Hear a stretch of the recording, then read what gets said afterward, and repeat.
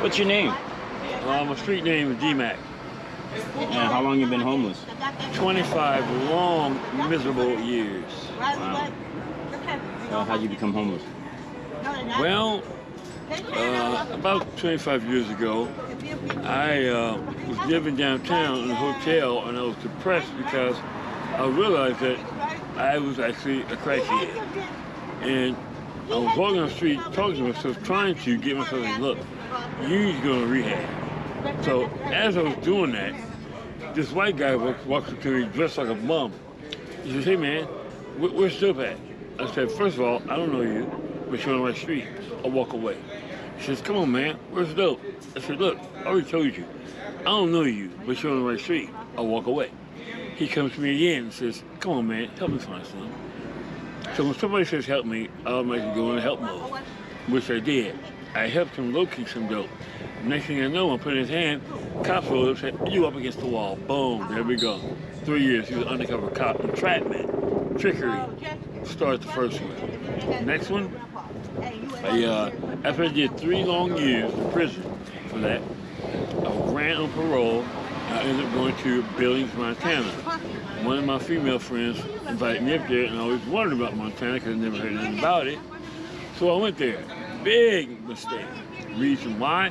I had no clue that it was an all-white racist state. I fought every day because my name was not, hey, you fucking nigger. That's not my name. So I got out. I was beating ass left and right when I got up there. And I met a woman, and she fell in love with me. And we had an argument. Her son was intimidated by me because I was so big since I got an opinion. He called the cops. The cops arrested me. They took me to jail, and they railroaded me to the system again, which they framed me for partner family member assault. The woman that I was supposed to attack came to the courtroom and she said, Your Honor, may I approach the bench? She came up. She said, Your Honor, I don't know what the cop put in their letter. That was a lie. That man never touched me. I ain't touched him. That's the best man I ever met in my life. He's treated me better than any white man ever has. And after that, she stepped down and said, Mr. Tyler, we sentenced you to 3 years DOC. Bam. Ever since then, I've had these false felonies called drug trafficking and domestic violence, which were not true. It was making me homeless for the last 25 long, miserable years because it's still on my record, still using it against me. And that's what's going on with me now. And that's how it happened, and that's why I've been homeless for so long. How do you make a living? Well, it pushes you. That's part of the white man's trickery to whether they make it so hard for you to get back on your feet and to get your job back or a place to stay. They push you into a life of crime so you start selling drugs, pimping, jacking, robbing. They push you there because they make it so hard for you to do shit straight because of the lies and false felony. It's all the setup. So they can say bullshit. Well, we never forced you to. You made the choice, which is bullshit. You arranged all the activities to where it would push down to survivor or non-survivor. You gotta do what you gotta do, no matter what. So when you say they, is it all white men? All I know is that the ones that were responsible for my being homeless and unemployed were white police and white judges who backed up white line police officers. So I'm not saying exactly all. But the ones who are in power, yeah. But it can't be all the ones in power. So, but the ones you came across. These specific ones in power are. You know? So I'm just wondering how, I asked that because I'm wondering where your views are. Oh yeah, because a lot of people ask that, but just because I'm saying the white folk, that don't mean I mean each and every last one, But because some people do. Yeah, well, yeah. Because the ones that do abuse their power like the way they get to mine, it makes you want to just blame all of them. Right, I get that. For real, because it makes you that mad. It makes you that angry that even though they're doing wrong, people know they did it wrong, but they still take their back against their side anyway. I can't understand how that happened. So I did some investigation, and what I found out is that they literally are the Illuminati, which are devil worshippers, which literally have sold their soul to Satan. And they do the whole 9 yards. They eat babies, eat shit, drink piss, make the blood sacrifices, the blood orgies, the whole 9 yards, as I saw it. And How did that's you find these things out? because I dig and do research. I go to places people don't go, and I go and I find out, and I dig and I dig and I dig, and when I found out what's going on, it's like it blew my mind. But I had to find out how is this white man, how is these white people getting away with doing wrong and getting away with it, and people can't turn their back anyway. I had to find out how the hell they do that, and they went straight to hell to get the power to do it. Believe it or not, that's what's going on. Still to this very day, because they, Illuminati, has actually followed me and let me know who they were. You know? What did they say? Well, they kept following me. Same person. Whenever I go to 3 different spots, and it was the same person staring straight at me. And cars would drive by with total stranger in it, and they would do this.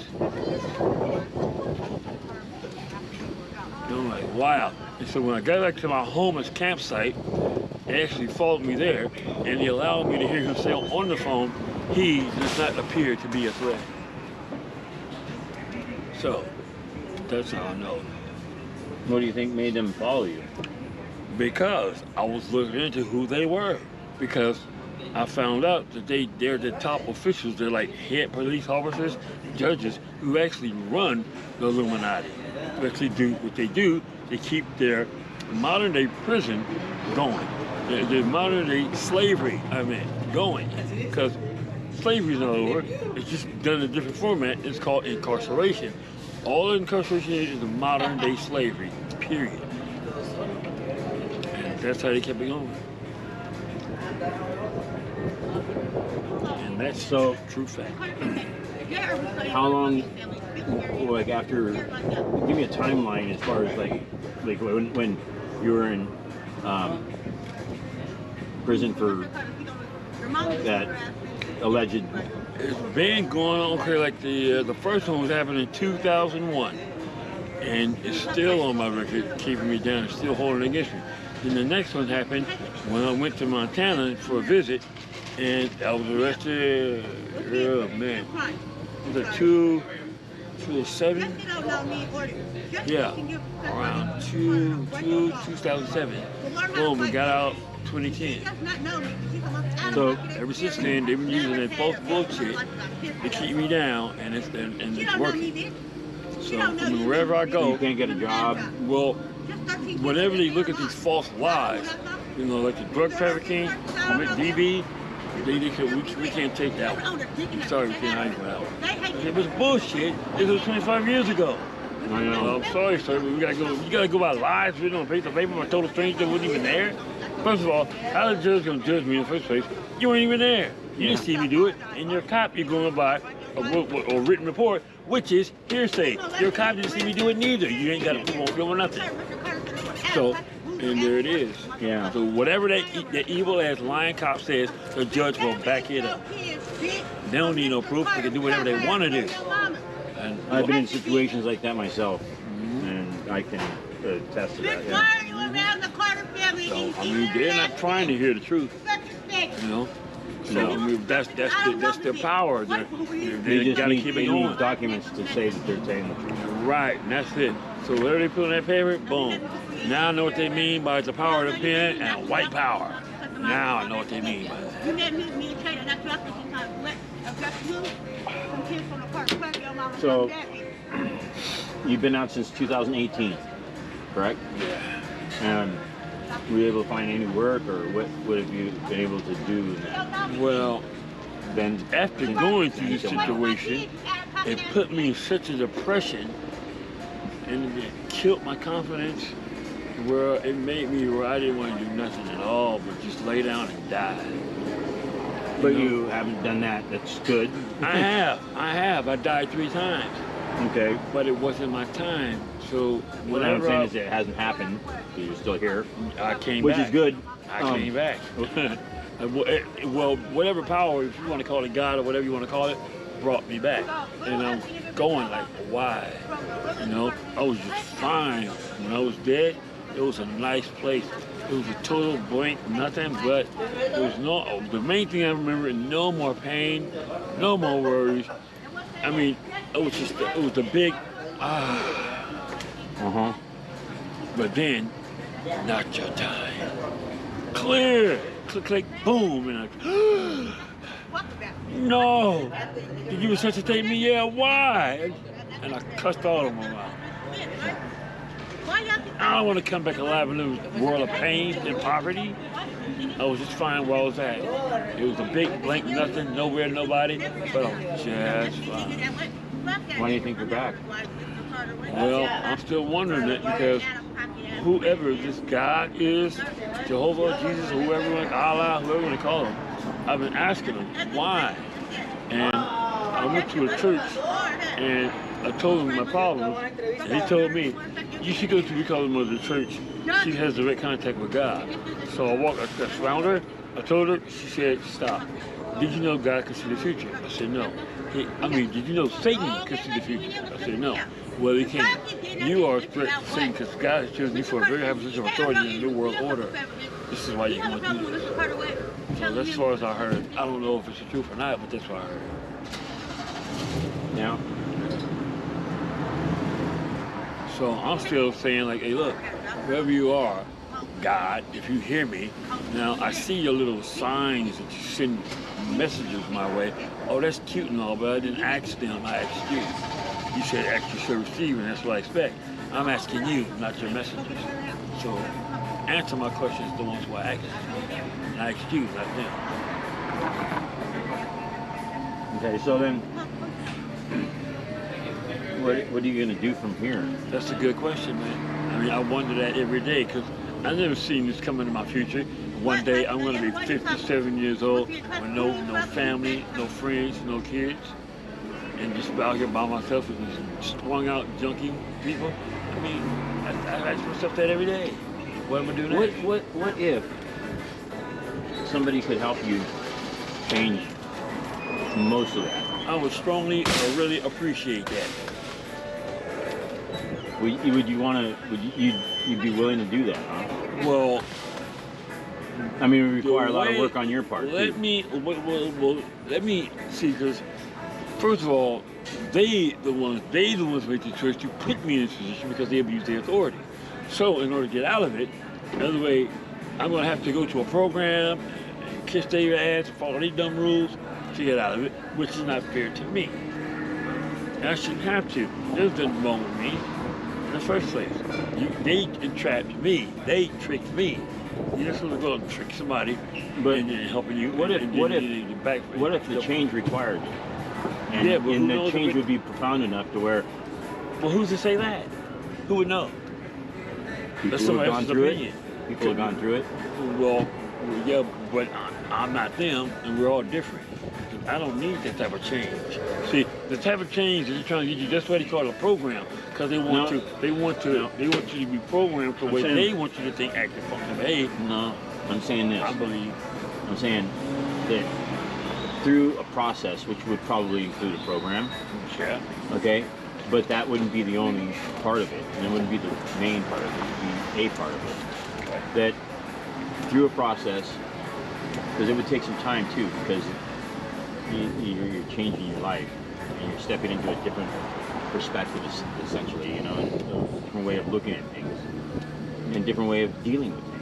Okay, and then in learning those ways, being then brainwashed. No, you could say that, but I'm not talking about brainwashed. I'm talking about developing certain skills, and then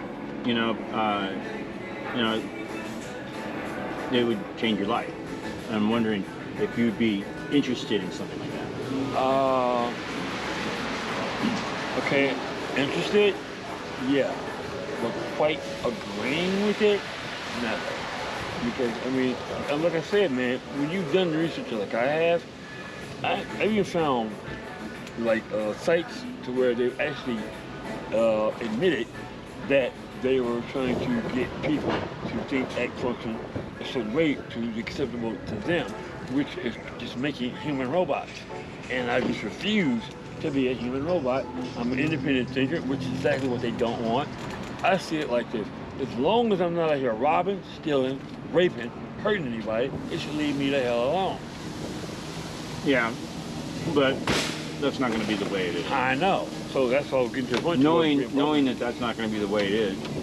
because they have the power to call shots. Having maybe another option out there with people who are independent thinkers like myself, gone through it, changed my life. Okay, I'm not brainwashed. I fought with all of them. Okay, so you know, I mean, I could take through the program. They could tell you my story. I had two bastards, you know, just doing wrong things, you know, and they were out to get me. And I almost went nuts. Stopped, and I said, you know what? I'm not going to let them win. I'm going to play their game, and I'm going to win at their game. Yeah. Because my game was beat the hell out of them. Me too. Okay. Me So too. I'm telling you, I've been there. I've been there, and I'm trying to tell you, look, if there's a possibility that you could change all this, would you be willing to do that? And I'm not asking for you to be convinced of everything along the way and all the process. Would that be part something? of the program also says fake it till you make it. So that's what I'm gonna have to learn how to do. And be an excellent hell of an actor. Yeah, because you won't know like certain parts of a program that you need. With the perspective you have at the time they're introduced to you, your judgment on them might not be fair because later on you realize what they're really those aspects are that you need. You know what I mean? Maybe. It happens that way. So I'm just curious because there's another thing.